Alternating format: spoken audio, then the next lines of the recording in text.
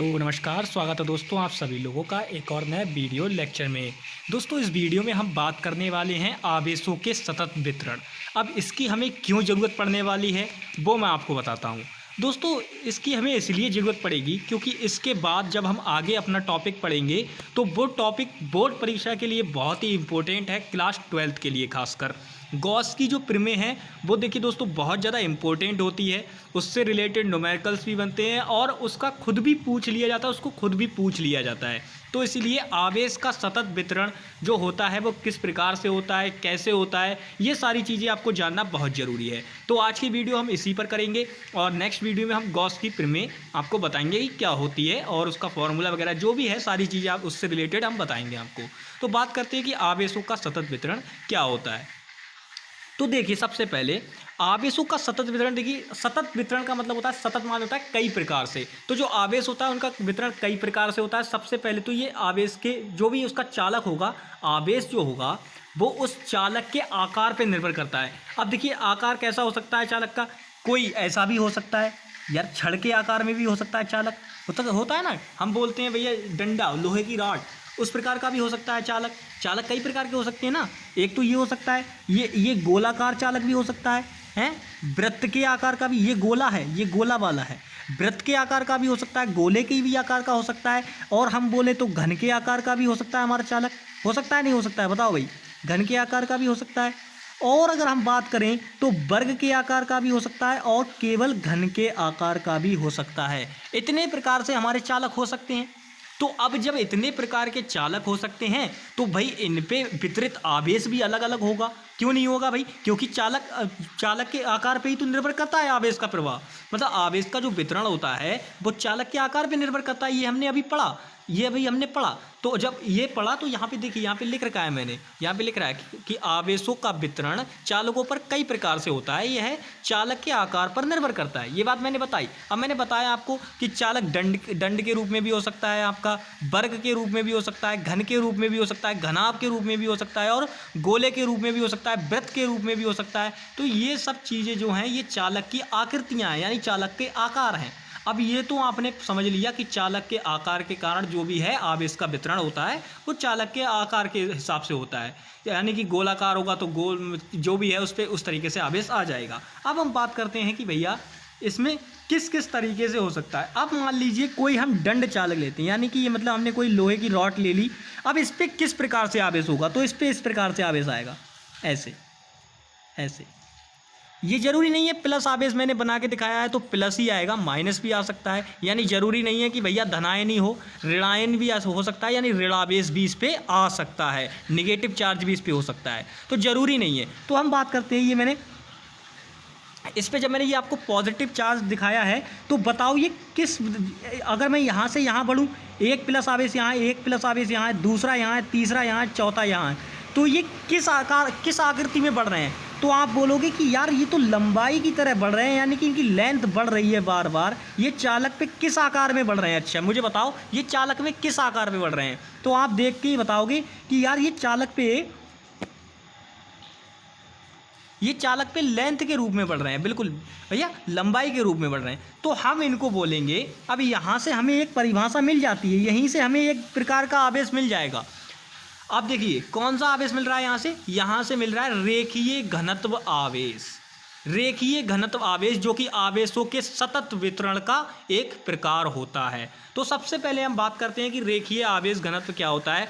तो किसी चालक की एकांक लंबाई पर वितरित आवेश को रेखीय आवेश घनत्व कहा जाता है। इसको हम लैम्डा से प्रदर्शित करते हैं, और लैम्डा बराबर Q/L, क्योंकि एकांक लंबाई क्या होगी यार, किसी की लंबाई 10 मीटर है, मतलब 10 मीटर है, तो उसकी हम क्या करेंगे, अगर हमें एकांक लंबाई लेनी होगी तो 10 बटे जो भी हमें उस पर भाग कर देंगे हम, तो हमें एक मीटर मिल जाएगी, यानी एकांक लंबाई मिल जाएगी। तो वही यहाँ पे देखिए एकांक लंबाई को यहाँ पे हमने L मान लिया है, तो यानी एकांक लंबाई पर वितरित आवेश Q जो होता है वो क्या कहलाता है, रेखीय आवेश घनत्व कहलाता है, जिसे हम लैम्डा से प्रदर्शित करते हैं। ये बात हो गई। अब हम बात करते हैं पृष्ठ आवेश घनत्व। पृष्ठ आवेश घनत्व के लिए हमें एक वर्ग बना लेते हैं यहाँ पे, ठीक है, वर्ग बना लेते हैं, वर्ग से ज़्यादा समझ में आएगा। ये आयत बन गया, ये वर्ग बना लेते हैं। अब देखिए यहाँ पे इसकी भुजा भी ए है, इसकी भी ए है, इसकी भी ए है, इसकी भी ए है, चारों की भुजा ए है तो कुनी हम दो भुजाओं की अगर गुणा कर ले तो हमें इसका क्षेत्रफल मिल जाएगा, जो कि क्या हो जाएगा, ए स्क्वायर हो जाएगा। ये सभी लोग जानते हैं। तो इसके एकांक क्षेत्रफल पे, अब इसका एकांक क्षेत्रफल क्या होगा, एकांक क्षेत्रफल मान लीजिए इसका ए स्क्वायर ही है, तो इसके एकांक क्षेत्रफल पे जो वितरित आवेश होगा वही क्या कहलाएगा भैया, पृष्ठ आवेश घनत्व कहलाएगा। इसके एकांक, ठीक है, यही क्या कहलाएगा, आपका पृष्ठ आवेश घनत्व कहलाएगा। तो आई होप कि आपको ये बात भी समझ में आ गई होगी। अब हम बात करते हैं कि पृष्ठ आवेश घनत्व, ये तो मैंने बता दिया आपको कि किस प्रकार से, यानी कि इसके ये जो वर्ग मैंने बनाया है, इसके एकांक क्षेत्रफल पे जितना भी आवेश वितरित होगा वही क्या कहलाएगा, पृष्ठ आवेश घनत्व कहलाएगा। अब यहाँ पे देखिए कि किसी एकांक, मैंने यहाँ पे डेफिनेशन को थोड़ा सा जरा घुमा दिया है, इसको नहीं समझ के मैं जो बता रहा हूँ वो समझो।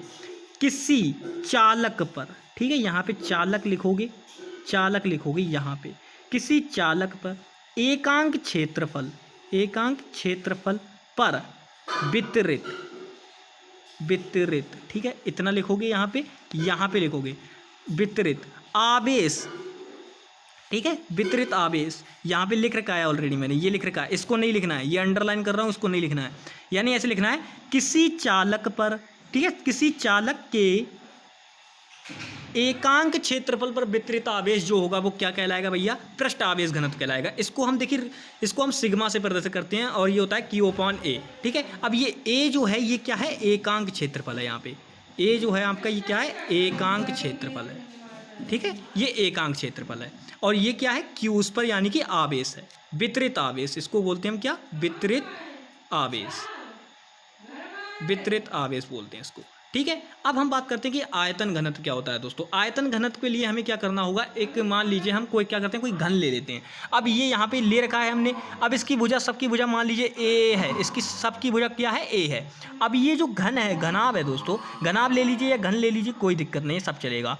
अब इसका जो अगर हम क्षेत्रफल निकालें तो क्या होगा, देखिए ये होता है भुजा क्यों होता है, तो जब ये भुजा क्यों होता है दोस्तों, जब ये भुजा क्यों होता है तो इसका मतलब एकांक आयतन पे, अब इसका ये क्या है, एकांक आयतन है, भुजा क्यों जो निकल के आया है ये एकांक आयतन है, ए क्यू, तो ये एकांक आयतन पे जो वितरित आवेश होगा वो क्या कहलाएगा, आयतन घनत्व कहलाएगा। यानी यहाँ पे बात करते हैं हम कि आयतन घनत्व क्या होता है, कोई चालक होगा, ठीक है, कोई चालक होगा, उसके एकांक आयतन पर, एकांक आयतन बोले तो यानी कि बिल्कुल छोटा सा भाग उसका एकांक आयतन, यानी कि 1 मीटर क्यूब या 1 सेंटीमीटर क्यूब ऐसे करके बोल सकते हैं एकांक आयतन।